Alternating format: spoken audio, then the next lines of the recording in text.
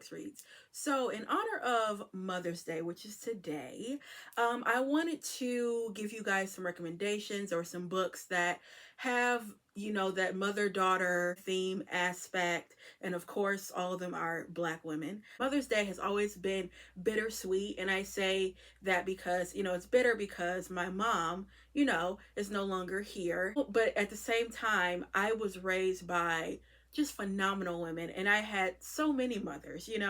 I was raised by my grandmother and my two aunts. It was like, girl, I just had so many moms. And I always say there is nothing like being raised by Black Southern Christian women. In my opinion, there's just a wisdom that you get that you can't buy. And it was so crazy because yesterday I was talking to my aunt Rika, we call her.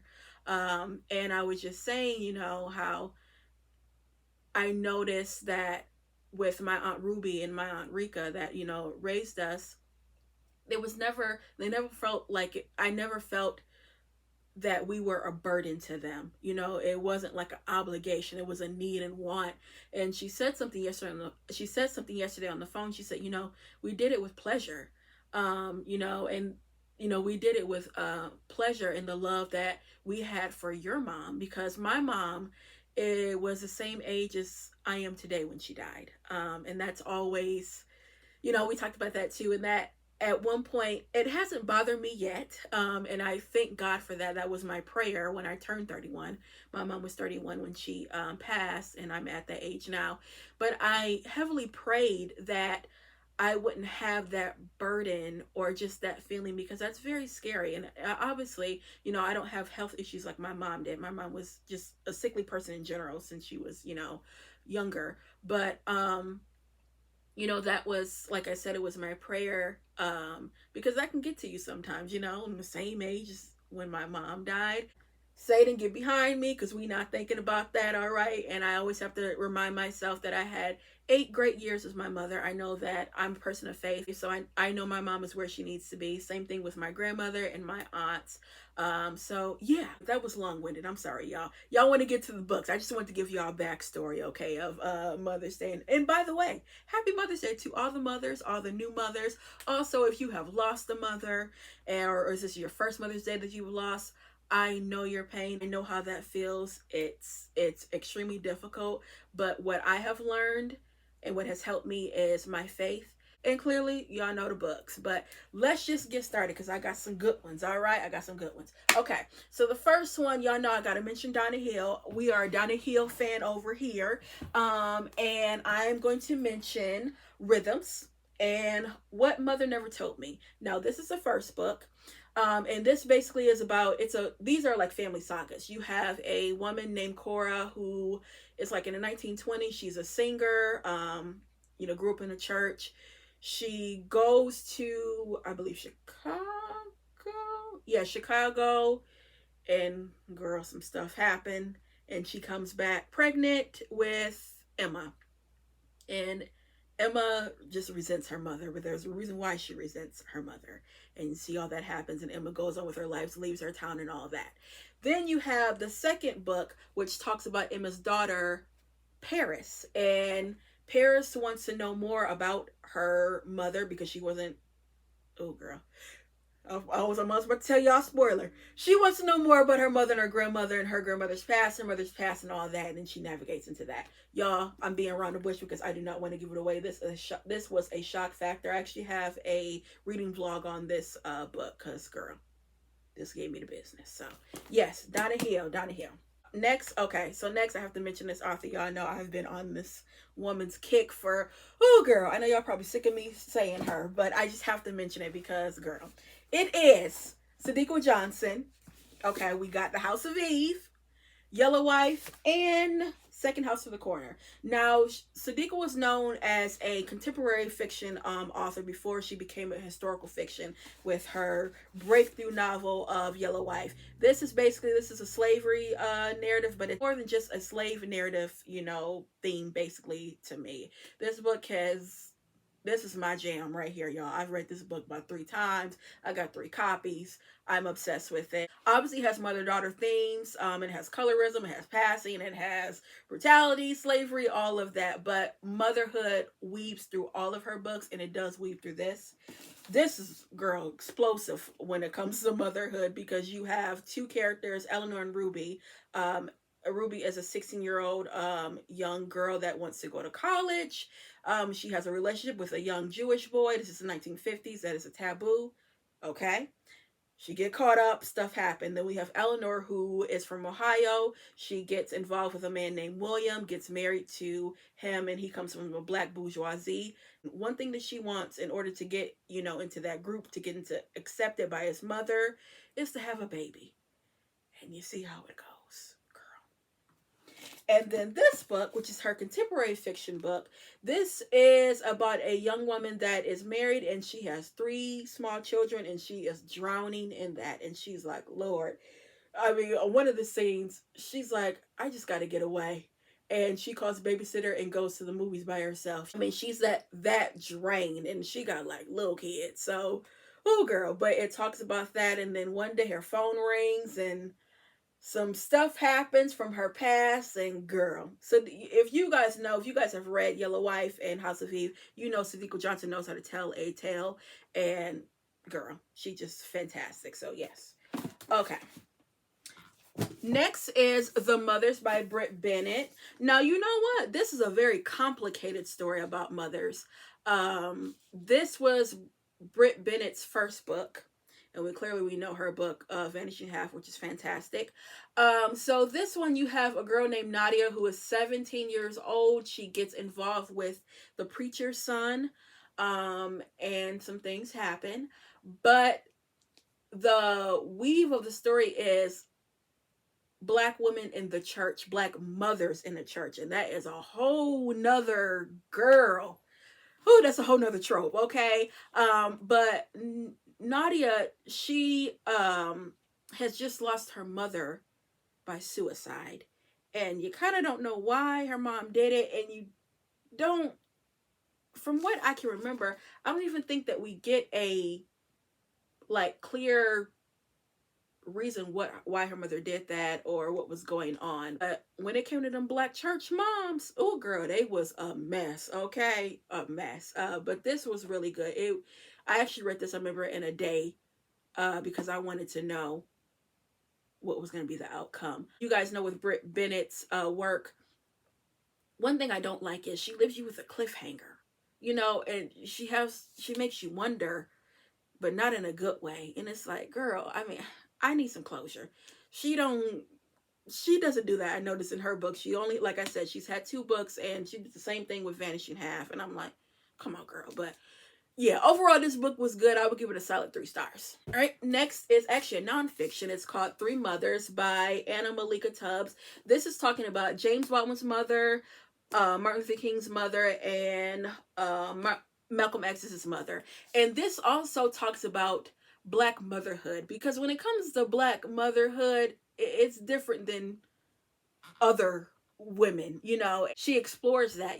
There's some conversations that you have to have with your kids, whether they're male or female, that you wouldn't necessarily have to have with a white child. Y'all know what I'm talking about. And she explores that. She also explores even with the birth rates, also too, how when you are preparing for labor, and while in labor, how some doctors, they don't want to believe that we are not in pain, and how we can experience pain and all of that, because girl, that is another topic too. But she explores that in conjunction with talking about these amazing men's mothers. But this fantastic. Next is The Joys of Motherhood by, I think I'm gonna butcher this, by Bacha Imachita. Oh girl, I butchered that. Okay, this is an African novel, and girl, there's the irony of this title, because it's not Joys of Motherhood. This woman is wrapped up in her children, and this girl, It talks about infertility. It talks about just being buried in your children, in their lives and not knowing what to do, what to say, where to go. It also talks about, a lot of the African customs. They have second, third, fourth wives. And if you have a wife that can't produce children, they go get another one and move her up in there. And you just feel so less of a woman. And they make you, and when I say they, in this story, his mother made her feel like she just was not equivalent to anything because at one point she couldn't produce children, but then they start coming out. Girl, this, like I said, the irony of this title, it gets me, but yeah. Next is Patsy by Nicole Dennis Benn. I love this cover. Girl, you know what? What Patsy did,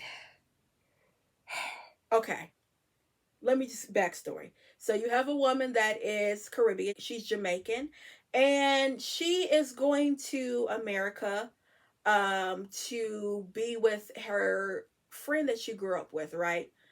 Um and she's promising her daughter, like, I'm gonna, it's gonna be like a visit or whatever, and I'm gonna be back, home. But she doesn't have an intention of coming back home at all. And she doesn't. And she just leaves that girl. She leaves True. Don't talk to her, don't do nothing. And then True grows up and has to live with her dad and her step mom. And that's,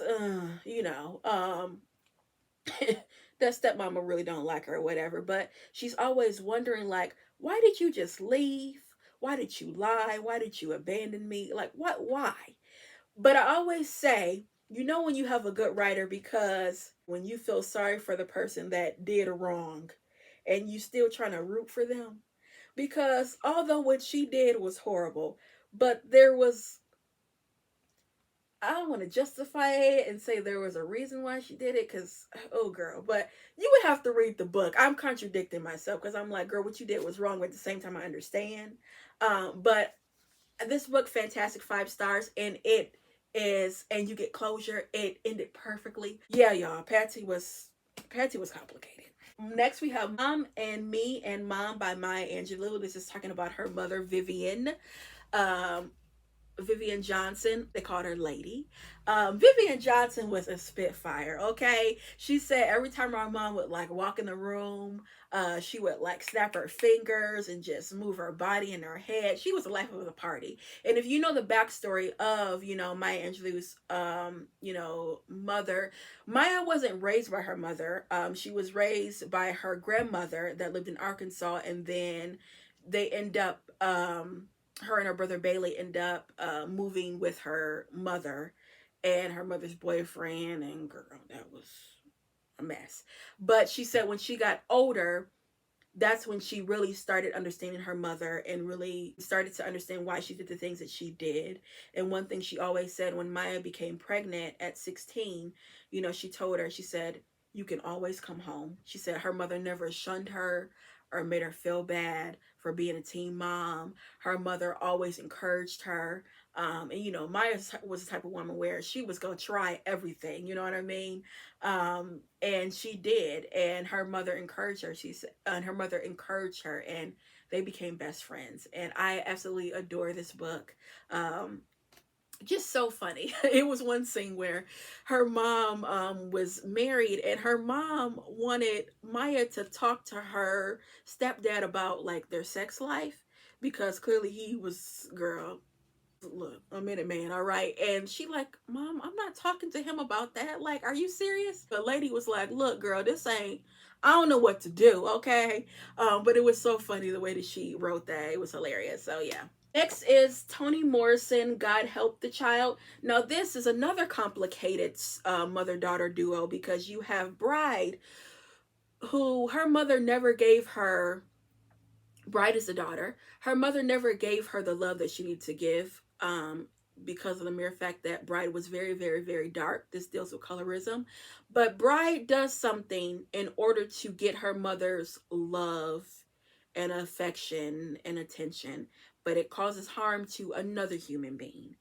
And yeah, girl, I'm being around the bush because I don't want to tell y'all, but Very, very complicated. And this actually, to have such heavy topics, this book was only 180 pages. But you know, Tony could do that. And then lastly, just for like an honorable mention, I wanted to mention this, the Book of African American Women, 150 Crusaders, Creators, and Uplifters. And it has everyone in here. It also has people that you have not really heard of. They have, you know, Mary Church Terrell. They have, who else? Nancy Green. Frances Ellen. That's a person that people know. They have Harriet Tubman. Who else? Sojourner Truth. You know, women like that. But girl, but I love it because again, you have a lot of women in here that you don't know about, that no one really talks about, and you get like a little synopsis of them and then what they did and all of that. So I just wanted to mention this. I actually got this from Second and Charles for like $3, but I know you can get this from like Amazon or thriftbooks.com. So yeah, guys, that's it when it comes to the themes of motherhood and Black motherhood. And yeah, that's all I have. Again, happy Mother's Day to all the mothers. So yeah, guys, that's it. I'll be back with more Black books. Bye.